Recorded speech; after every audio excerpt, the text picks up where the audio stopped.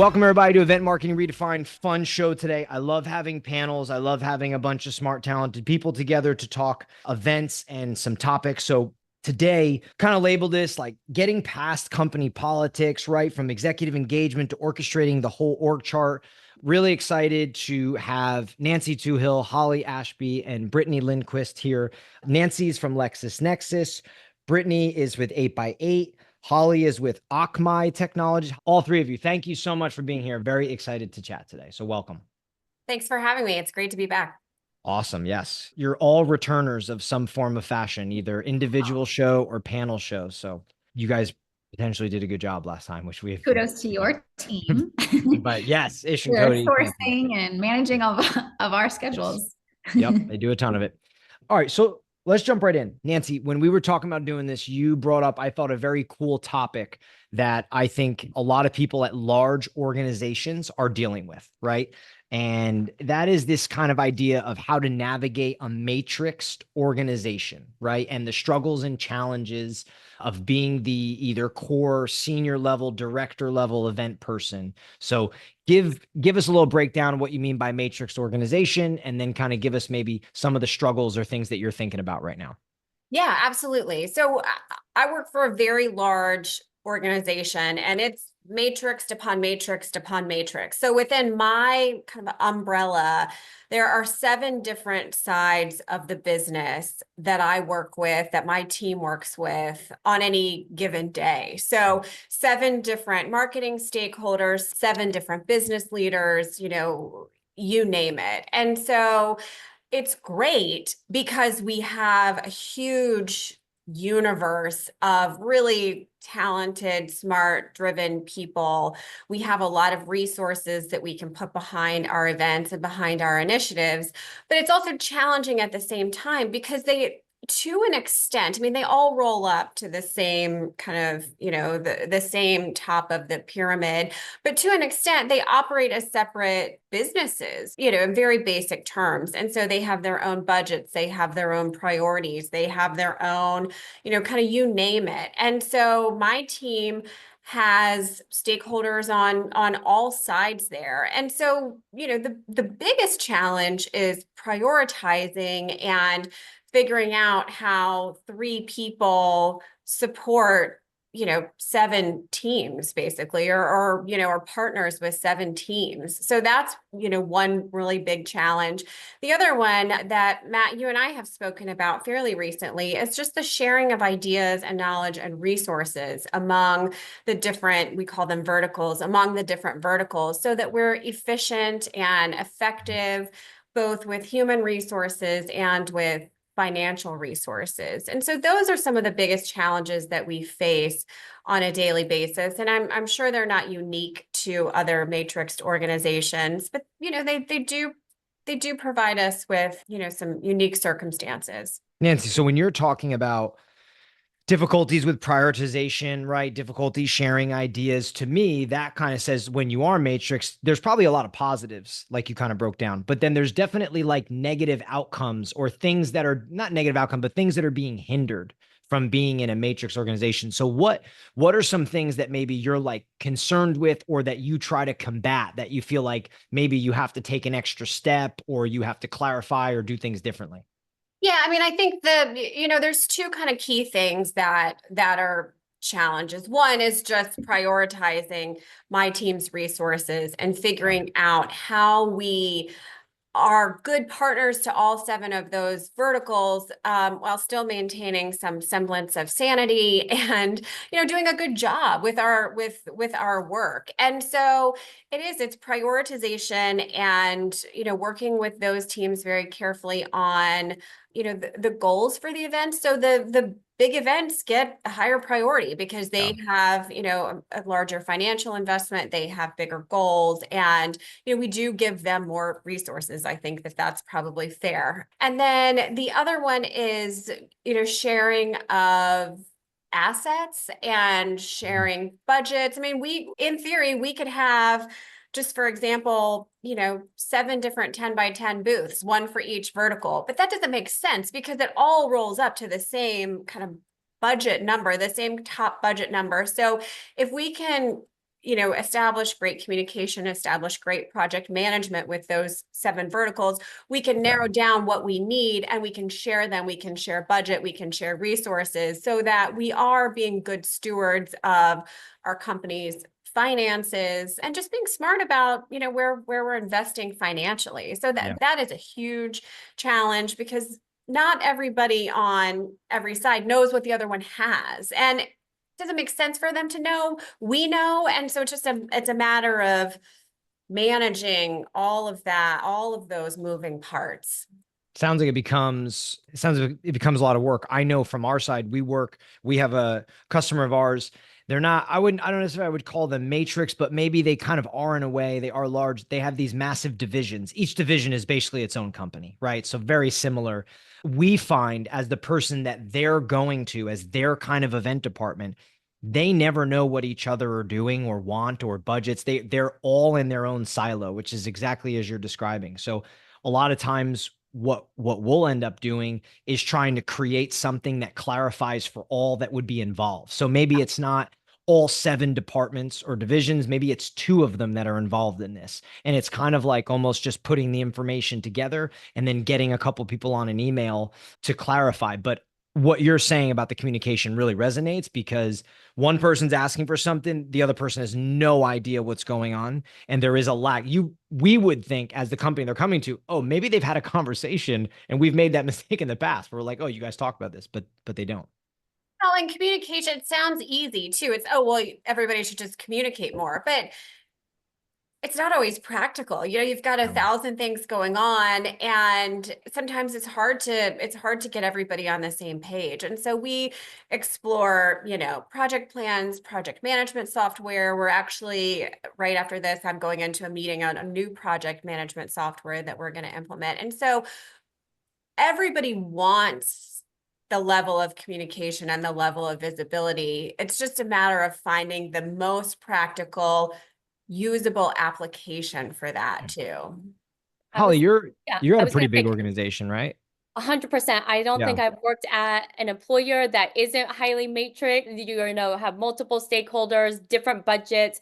Totally feel everything Nancy said. And I think, I agree with her. Communication is a big piece of it, right? Both in our professional lives and our personal lives. And some of the ways that at Akamai that we are addressing that and have addressed it, especially within the last year, is with our executive leadership team across our business units or portfolio, is we have monthly interlocks with them between our global events team and the leaderships on it, and those leaders on our security technology leadership side, or on our cloud technology leadership side, with our marketing leadership that includes our CMO and her direct reports. And we give them a state of our events, our programs, the results. We actually take their temperature of how we think we want to show up, the investment level. We get their feedback afterwards. And so we're constantly doing that gut check with them. Also, in the lead up to event plans, we get their buy-in. We share with them our plans, our recommendations. They really look at us as experts. And then we ask them to cascade out to their teams, to put that extra urgency and that authority to it, to work with their teams to come up with a strategic plan of how to book meetings or engagement with new customers, existing customers, partners, etc., and how they can show up and support us ultimately to show that effective ROI. Holly, so I love the monthly interlocks, right? Because I think when you have such large, widespread, and so many people that need to have an understanding of what's going on, you're kind of giving the state of the union from the event side of things. Here's what's happening. Here's the results. And then you're now allowing people either in that moment or afterwards to react and give you feedback and information so that there is clarity. Do you have like a format? Do you have like a framework? Is there a specific way you work through that? Yeah, I mean, we are pretty proactive about having those meetings on the calendar. They are pretty firm at standing to that scheduled date. It gets moved if there's not enough of those leaders able to join, and we will adjust based on availability. Depending on the seasonality and what events are happening, whether it's proprietary versus third party, we'll lead in with that, but it covers each event type. So we have that broken down. And then, it might be forward planning or more kind of business administrative updates, but we go through it and hit all the events. And then we close the loop by giving initial results and we track the aging. We have a deck, we have meeting summaries, recordings, it gets shared, it's shared, there's a shared drive as well. And then to add to the communication piece, something, in our intranet, we have an event page for every single event. It has how we're showing up. We have a standard kind of playbook that we create these WebEx channels. We don't use Slack, although I love Slack, for teams, for anyone company-wide to ask questions about the event. How can I get involved? I'd like a pass. I want to be nominated for staff. So we just try to lead with being more inclusive of the information versus I think we've all been part of event organizations or organizations where for maybe positive intentions that it's more closed loop. And I find that just hinders getting approvals, buy-ins, it's friction. People are like, I should have been involved. And then last minute changes to your demos or your content or your graphics and all these things. So we just lead in with that model of being more inclusive and oversharing. And if people want to tune us out or pause the channel, that's up to them. But we've done our job and our due diligence by oversharing.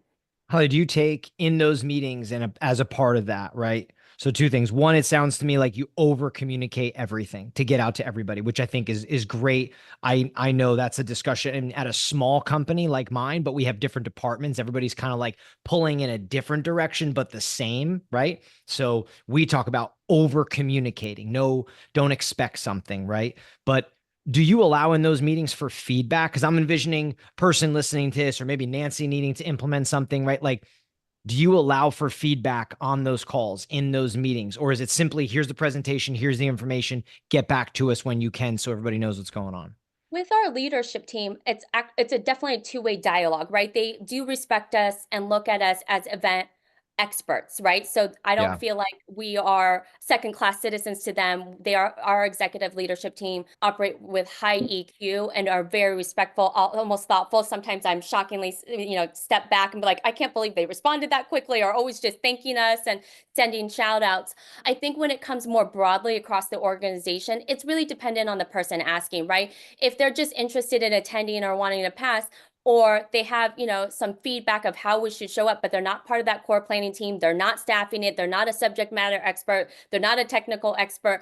I don't know how much we would weight that. It's kind of like be in the moment for that. But with our core planning team, those leadership teams, it's definitely a two-way dialogue. We have feedback. It is a integrated collaborative effort. I obviously have a seat. My team has a seat at the table as event experts, but we also give that same respect to our content team, our creative team, our product marketing team, our field marketers. They have a seat at the table and they're an expert in that. And we come together as a whole for the greater goal, the greater good. Brittany, so you have a bit of an interesting seat, which we talked about on our show, which is you serve in a way as the like chief of staff for the CMO at your company, right? Which I think is super cool. So with what Hollie's talking about and what we're talking about with matrix organizations and then dialing into having this monthly interlock meeting, right?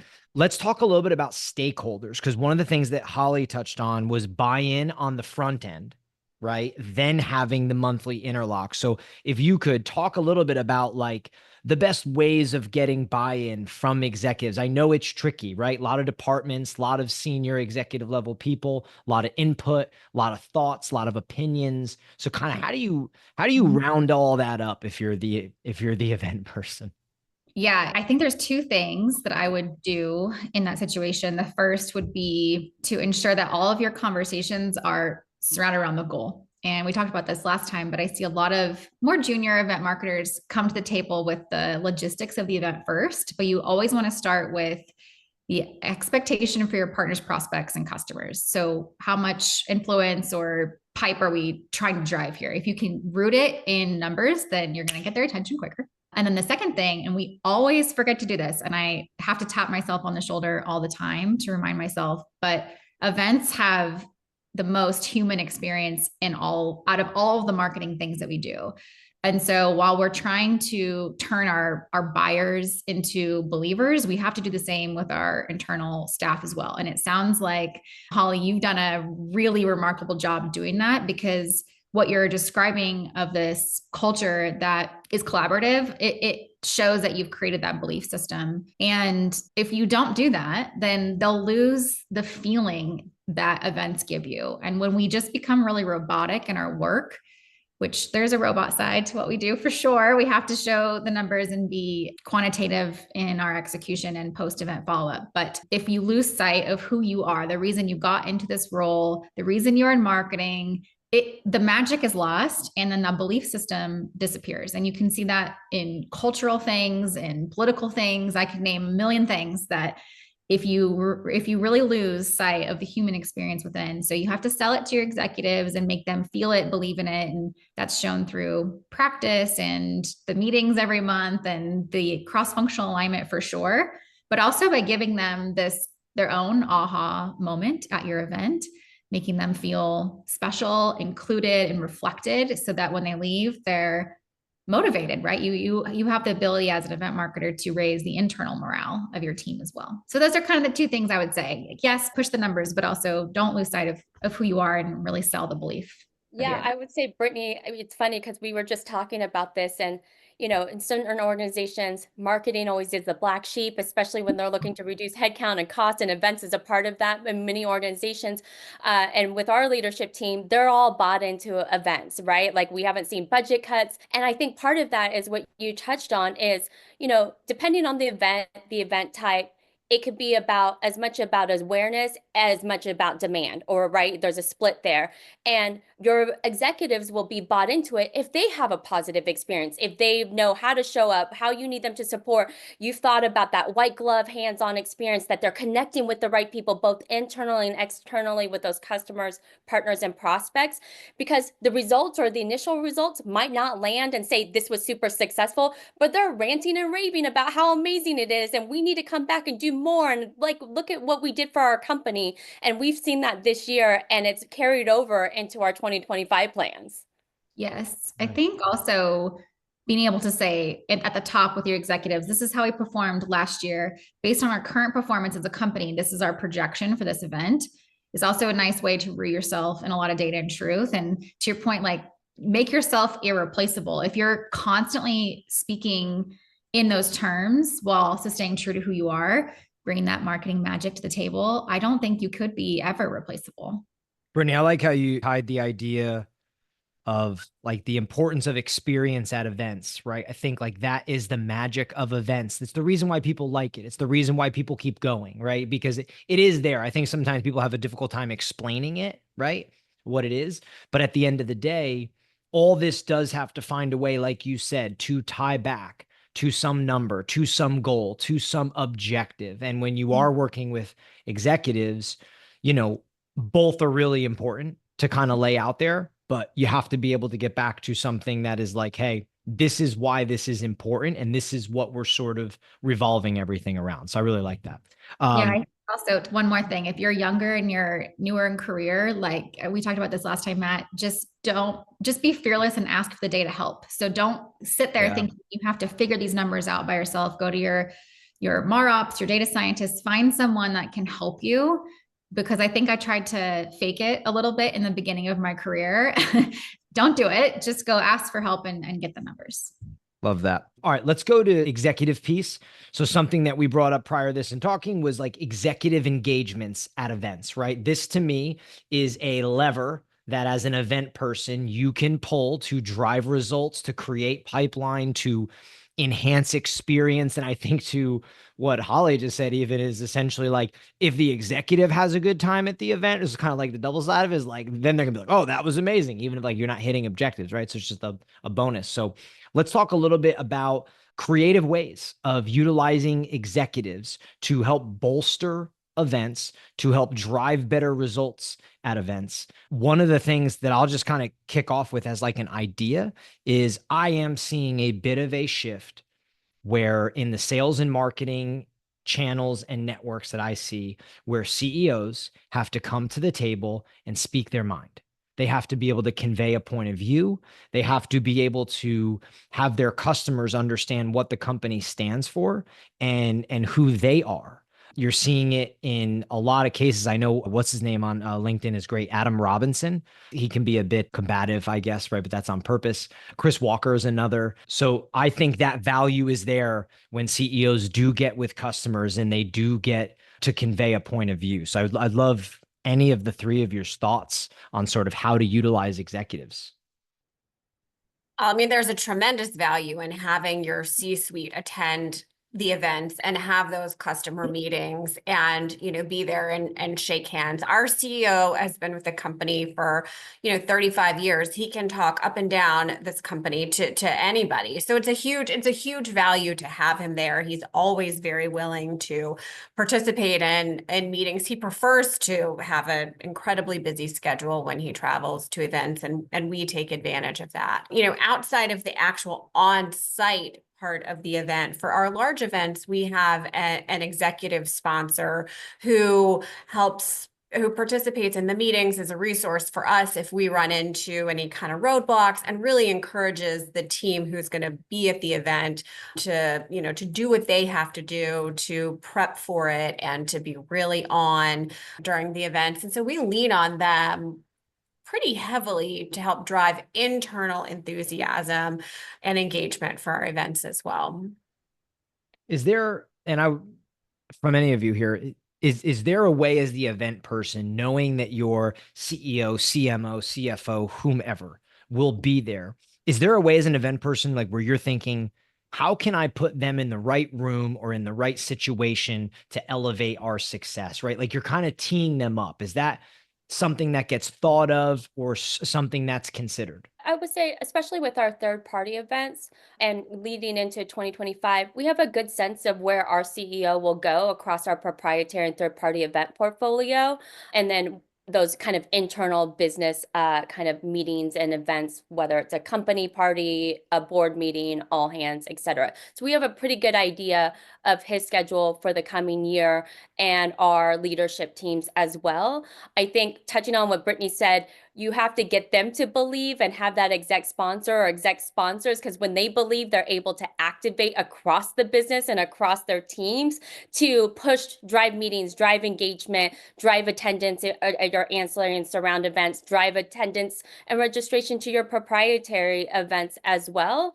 With our leadership team engagement, we try to be very proactive and ahead of the ball with communicating with our leadership teams, especially the C-suite, on our event portfolio for the year, at least our tier 1 and tier 2 level, so that we can try to firm up their schedules. Because we all know when you have certain executives attending, that drives engagement with your customers and your partners and prospects. They are the little carrot, shiny diamond, and it helps, right, drive that engagement. So we want the right experts, the right leaders there. So we're trying to be more and more proactive and ahead of the curve with firming down their schedule and understanding what our portfolio looks like in the coming year. Yes. And I would also add to always tell them how much money's in the room. A lot of times executives are trying to decide their schedule, their EAs are trying, oh yeah, you'll hear me say that all the time. CC the EA all day long. Work with the EA first on the schedule and always feed them the money in the room. Who is renewing? What is there? Is it an open op? Just give them those facts and they'll pour their heart and soul into it. Yeah, like a briefing doc. We have a comprehensive briefing doc. There is a process similar to like an EBC sort of program when it comes to proprietary and third-party events, when it comes to that C-suite level of whether or not they will attend event. They want to have certain data points. They want to understand the numbers. They want to understand the opportunity volume there before they'll commit to it. We also want to make sure that they're sitting in a room with peers, right? I think Nancy touched on it. They want to be with other C-suites, or like they're not going to be in a room. Your CEO is probably not taking a meeting with the senior director, right? They need to be with their peer and have peer-to-peer conversation, engagement. They also have the same priorities, responsibilities, things top of mind, and vision for their companies. And so they're able to speak a similar language. So how about like things I know has been done in the past, but like keynotes, panels, podcasts? I mean, especially podcasts, I feel like are just becoming more and more popular on those avenues. So how much of that is a lever that you can pull outside of just having an executive on the floor, right? In things. I mean, what's being considered? How is that being orchestrated? Like to sign up for keynotes, to sign up to be on to panels, to do podcasts. I mean, how much of that is going on? We're constantly looking for thought leadership opportunities at trade shows and events. And, there's some frustration in that, just being honest, that a lot of it has turned into pay to play opportunities. Yeah. And so the keynotes and the panels get diluted because, you know, if somebody's paying $75,000 to speak on it, they're going to let them talk about whatever they want. So anytime we can get an earned speaking opportunity where we apply and we earn that spot, it's really, really powerful. And we try to do that wherever we can. And we try to break through the pay to play clutter. And that is a challenge, but incredibly important. And incredibly important for most of our events. Some events are not thought leadership events at all, and so we don't even bother. But the ones that do have a solid thought leadership component, we certainly try to get our executives on the stage wherever we can. You know, add to what Nancy said, I also think it depends on the event and the audience attending, right? You're not going to tap your C-suite or even a click down or two if it's, you know, your technical audience, your solution architects, your practitioners, at least in our space. You know, a VP might be fine, right? So we have to think about the audience attending. Is it going to be worthwhile to our leadership team? What value do we get out of it? How much of the narrative are we able to control? Because we really do reserve our C-suite's time for that person-to-person engagement. As Brittany mentioned, events is the biggest human like interaction you're going to have. So, and that's really what's important to them. I also feel like if you're listening and you are in this spot where your company doesn't have this quite figured out, like you both are in these awesome, like totally baked environments.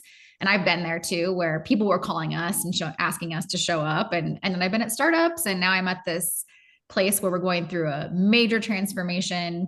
We're unleashing a new brand in just 2 weeks, and we don't even have a content strategy. So we were just talking about this subject yesterday. How do we get more people out on podcasts and et cetera, and earn media and all these good things? And it was kind of, people were talking about it like checking a box. And my feedback is go back to your content director. Who owns content? Plug yourself into our content strategy as a company. Don't think about the channel, think about the strategy. And that's events, that's content, all of it. I think if you're trying to fight for your right, fight for your voice, think strategy over channel. It's probably a better path. I like that. I was writing a note here because I thought it was interesting. You know, Nancy, when you touched on the pay to play with speaking, I have seen a lot of this just on my side of the industry. I've seen it at our clients' events. And I think what it makes me think in like a bigger picture thing is just, I understand that the events and the associations, they have to go make money. I get that. But I think where we're getting to with events is like, that's the old playbook. And the new playbook is that you have to find a way, if you're running an event, to drive demand. Demand comes from people coming to the event and being like, wow, that was effing awesome. And pay to play sessions that are pitches disguised as sessions is total bullshit. It's my biggest pet peeve. I hate them. There's no value. Anybody with half a brain, they sit down in that seat, they're 5 minutes in and they're like, this sucks. And they know.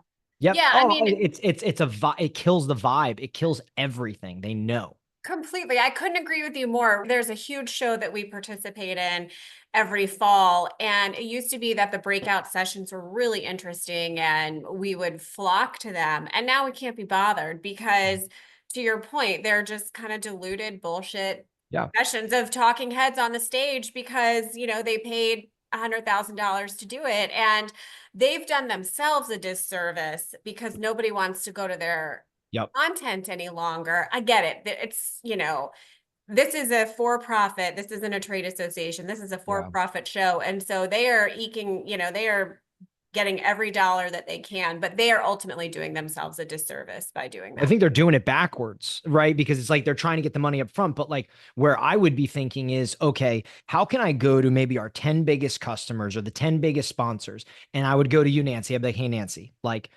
if we gave your CEO a keynote spot or your CM or CFO, like what would be the topic? What, like, give us something, give us a deck, and we're going to look at 10 decks from all the different sponsors. And we're going to select the one that we think would drive the most value and put that person on stage. I think you'd have companies really writing out nice decks and trying to get them on stage. And then you probably would end up with an executive or a representative or someone at the company that absolutely crushes and delivers something that's not a pitch, that's industry sort of like state of the union style talk that I think would in reverse, drive more people to want to be at that event every single year. Yeah, it's earning it versus paying for it. And there's Yeah, a huge, absolutely. huge difference in the quality of the content that you're going to see. I would say for so there was a smaller association inside of mine. They contacted me and they were like, we think we might want you to keynote, right? And we had this conversation. We started talking about what the keynote would look like. I delivered what that would be. Then they started talking about what they would pay me. And I was like, you don't need to pay me. I was like, literally, it's not a speaking, for me, it's not a speaking opportunity. I would get to go in front of potentially like ideal customer people. This is where we get to deliver a point of view, industry, like, state of like the union style thing where we get to deliver this message and value to the end user and a customer. And I think that's where it's at. You talk about executives wanting to be peer-to-peer.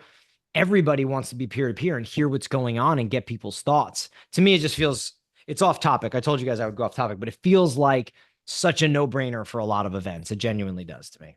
If I can give you my unsolicited advice, take the option and take the money next Yeah, time. I was just going to Like say, money, you can get that big money. Well, oddly enough, I knew I wasn't going to get the keynote, and I wasn't going to get the keynote because competitors of mine, who I hope are listening to this, sit on the board of the association because they want their hands in the pot to talk to those people. And they were never, ever, ever going to let it happen. So the person that's involved that tagged me to bring me in, I greatly appreciate them, but I knew it was never going to happen. So. I might have let them pay me. You should let them pay you for sure. Touching on what Brittany said about thinking strategy over channel, I think that comes into your thought leadership. I think we've all kind of touched on it here.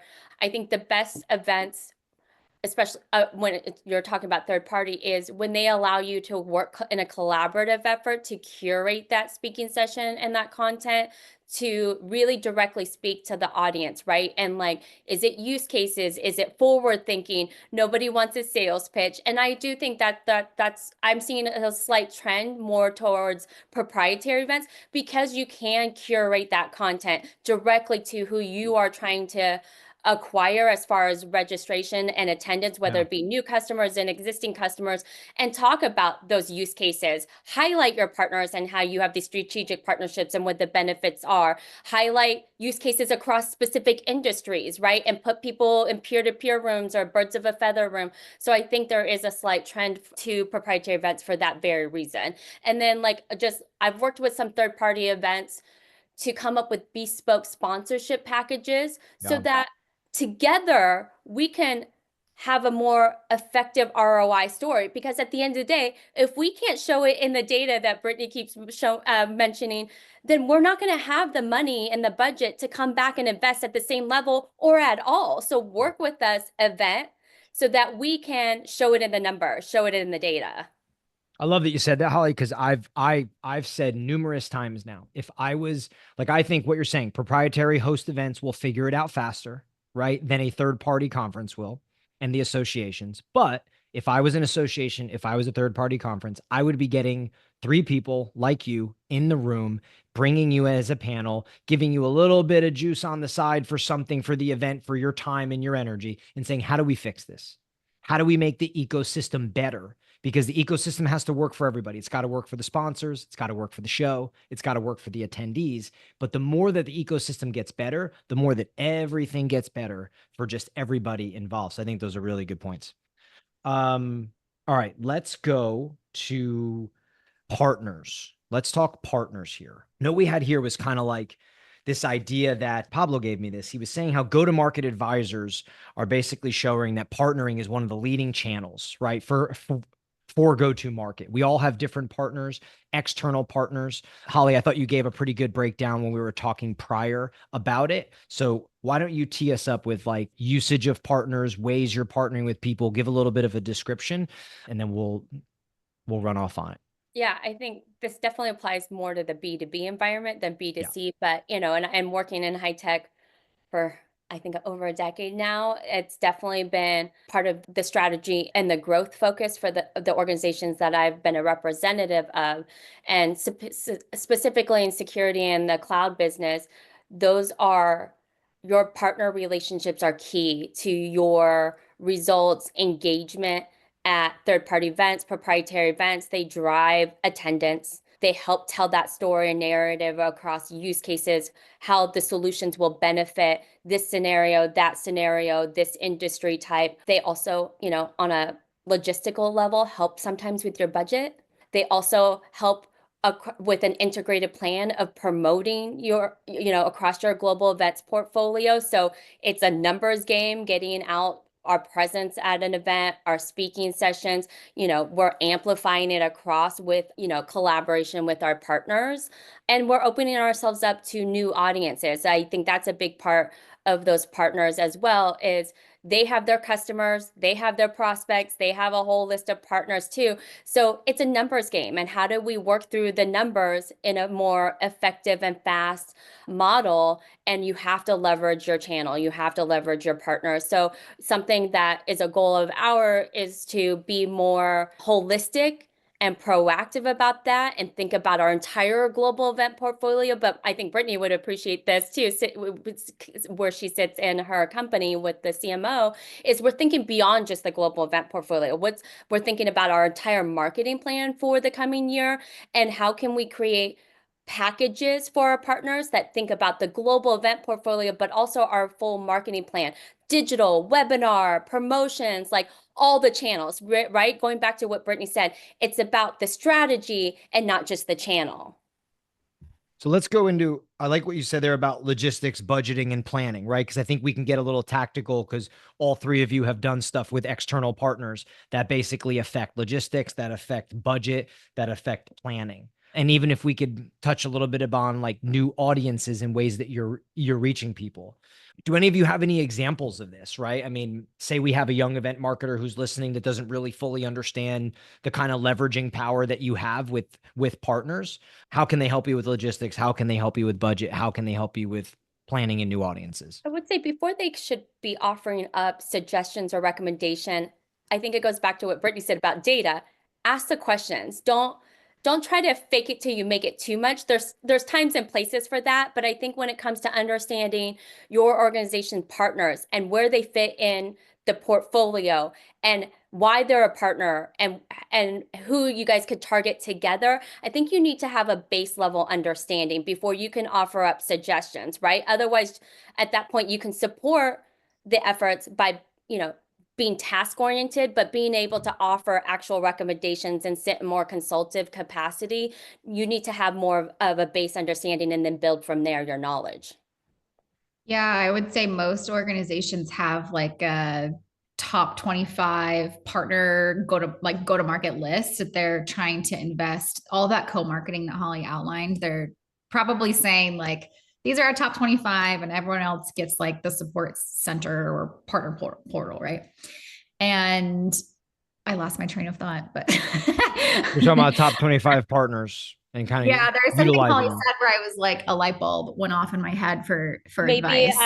like getting that base level understanding, right? You were like if they have a top 25 list, start with that. Yes, thank you. I got it. Okay. So one thing that I learned from my old colleague who managed our channel marketing team, that so I had field and customer and she had partner, and we put something together, which I haven't seen done at this company yet, but I would say it's a next step, is when you're going to the event to actually put your value prop down in writing together. So why am I showing up with this partner? Instead of just slapping their logo on, really think through the story. And that event marketing can play a big part of that, because probably your content team's too busy. Probably channel marketing team is just doing the logistics piece to get the people there, or maybe the sponsorship contract. Think about the story. Then when your customers and prospects show up, they're like, oh, this is why Akamai is partnering with PwC. That makes sense. I understand the story, and now I can apply it to make me a hero in my organization. 100% the story matters first. And I think it goes back to that strategy piece, because if you're thinking about the strategy, then you're going to get to a point where you are clear why you're partnering with that company and showing up at an event in this way and that way. What is the story? Because if you are not clear with your partner and the entire team is not clear, the audience at the event is not going to get it either, right? So the messaging has to be clear. That story has to be clear of why you guys are partners, why you're showing up at this event, why you're offering this session or this reception or whatnot. 100% agree with Brittany. So It would be everything. show up Good. and like see all these different logos and not understand why they're all working together. And I feel like a simple term is like, if you see something in the consumer world that's a collaboration, they typically tell you why they're collaborating on some level, whether it's like, well, they make sustainable shoes and that's what we stand for. So we put our logo on their shoe or something like that. So it's a simple way. I always say when you're starting out in your career, like bring it back to real life and think about in your real world experiences as a consumer, what your expectations are, and then just apply that at work. So it's kind of pretty much like your strategy is always, getting those foundations is always above and beyond your planning and your execution. Because, for example, you could throw at a third-party conference, you could throw this like beautiful 40-person activation dinner engagement. And yes, you can split the cost with a partner, which is nice. So rather than dropping 30 grand on a dinner, you're dropping 15 grand on a dinner.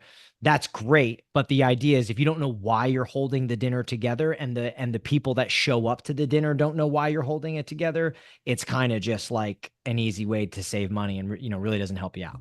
I always feel bad for the rep too. The rep, if they can't, as a marketer, if you haven't enabled the rep first and they don't really know why. But what if they don't read the prep guide, Brittany? What if they don't read the prep guide that you sent them? Well, sink or swim then. That's their problem then. Yeah, self-serve at some point. We put it out there. We brought you I to the figured water. it was coming, so I drink. thought I would just go ahead and put it out there. Someone was going to say it. They don't read it.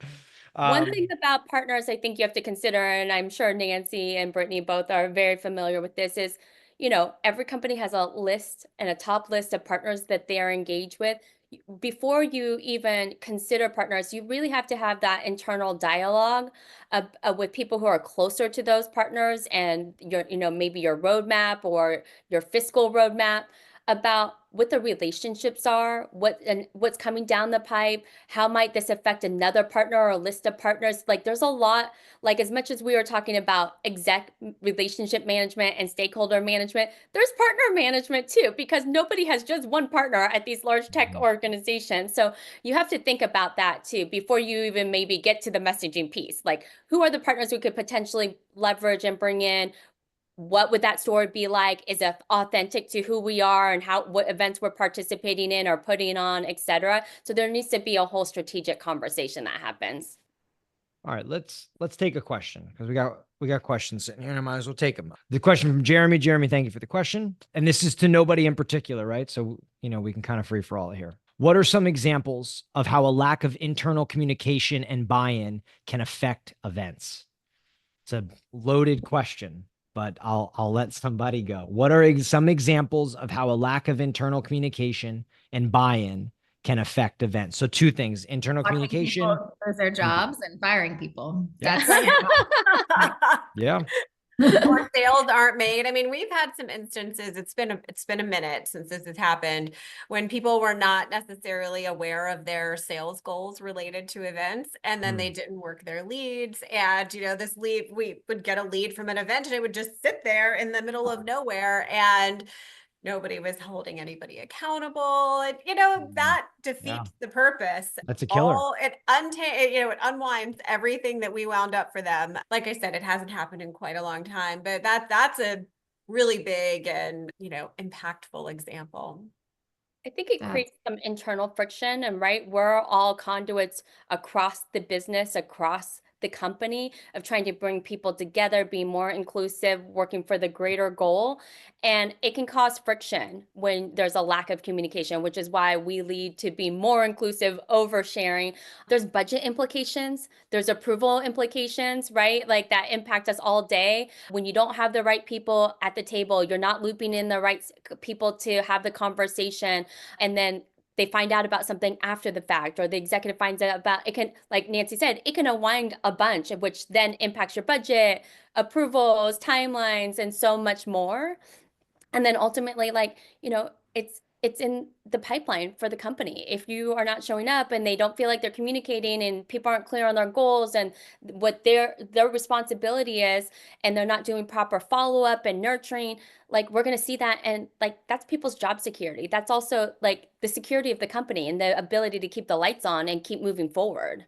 I was going to say to Jeremy, the Mr. Man on the other end, that I think the best advice we can give the people that we're raising up and send the elevator back down to is, again, to drive like data forward. But it's similar to like the film industry or an athlete. Like the event is just a blip. Like the actual live event is the smallest part of what you do.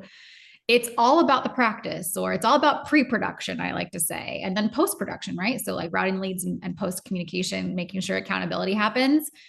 I really wish someone would have told me that when I started, because I think I put too much emphasis on the actual thing. And I'm like, oh, well, we'll get there and it's awesome and it's going to be beautiful and cool and everyone's going to have a good time. And I did my job. Bye. No. And I really learned how much I wasn't doing my job on the front and the back end.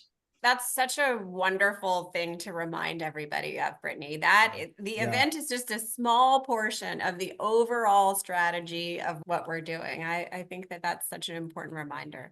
Yeah, I tell everyone that's my drug that keeps me going for like this 7 months or 8 months. You're planning this one-on event. You ride the high, right? You ride the high, then there's a hold down, and then you're hoping the next event rides you a high. But it is absolutely the smartest part. And I try to be really transparent and clear with folks who are trying to get in an events role or move to that next level. I'm like, it's not as all sexy all the time, 24/7. Like the in-person is so small. The event itself is so small. There's like months and months or years of planning behind the scene. I have this personal kind of mantra that is don't ride the highs and don't ride the lows. And I think I learned that early on because I would get those dopamine kicks. Yeah. Oh, yeah. And then realize like that doesn't serve me. The key to performance and success is consistency. Sometimes you just have to show up on your worst day and get through it. I think with the highs and the lows as well, it's like a lot of times, and I see it with companies when they're on the highs, they think it's them, right? And then when they're on the lows, they think it's external. But really, when you're on the highs, you could just be riding the market. You could just be riding the circumstance. And that's when you should be fixing things. That's when you should be making things better. So it's like keeping that even keeled piece, whether you're high or whether you're low, you should really be always like lost in the process. With what Jeremy said, so I think two things. One on communication is that to me, a communication always equals expectations, right? So when you don't communicate, you just have all these different expectations laying around about what the event should be, what the results should be, why you're there, what's going on. And that gets lost. And having expectations set at all times is super important. On the buy-in side, I think if you don't get the stakeholder buy-in, if everybody's not aligned with like, hey, this is what we're doing, then I think a couple really precious things get wasted, right? Time, energy, resources, and money. Because now you don't have true alignment on what you're trying to accomplish. And it is a lot of time, a lot of energy, a lot of resources, a lot of money. I mean, you're talking most event budgets are roughly 20% of total marketing budgets. I mean, those numbers are huge. So it is being, and I think this is a place where I think event marketers, and hopefully the three of you can attest this, like when you don't have alignment, by voicing your opinion to go get alignment, that is getting you a seat at the table where someone's like, damn, okay, like they're literally saying like, I'm not moving on this. We need clarity, right? It's like calling all the big boy and girls to the table and saying, hey, like we need to have this discussion because otherwise, we're wasting money and time and energy and resources. I'm not about that. I'm trying to drive results and get where I'm going with the events. I think that's always you have to be the news, like be the news constantly. Don't report the news, make the news, and just be that person in your organization. We got another question. It's in the chat and Ish is doing a good job of feeding it to me. A question from Jackie, and it's to Nancy. How did you solve that issue of not following up with leads? I work for a mid-level company in a very niche industry, and firing them isn't really an option. Jackie, I would not want to work or mess with you, right? Well, we don't want to fire anybody, but that is where we leverage our executive sponsors. So our head of sales, if he gets a report that says that Matt didn't follow up on a lead, guess who's getting a phone call? And, like we will pull rank on those types of things because it's so important that we that we follow up on those leads. That is part of what we're here for. And so we do, we leverage our executive team in those instances. We send reminders and deadlines, and, you know, we tee it all up. And if somebody still doesn't do it, then we'll pull out the big guns there for sure. That's your internal partners, right, Nancy? I mean, you have internal partners, right? So that person, if they're selling and they're not, you know, you're giving warm leads and you're going through the hassle of putting personalized information and details and organizing, and that person's not following up and closing the loop, like Brittany talked about what happens afterwards, probably more important than those 2-3 days in there. You have to go to your partner in sales and say, hey, like this, we're doing all this work. You're not closing the loop on your end. Right. 100%. I mean, you just have to.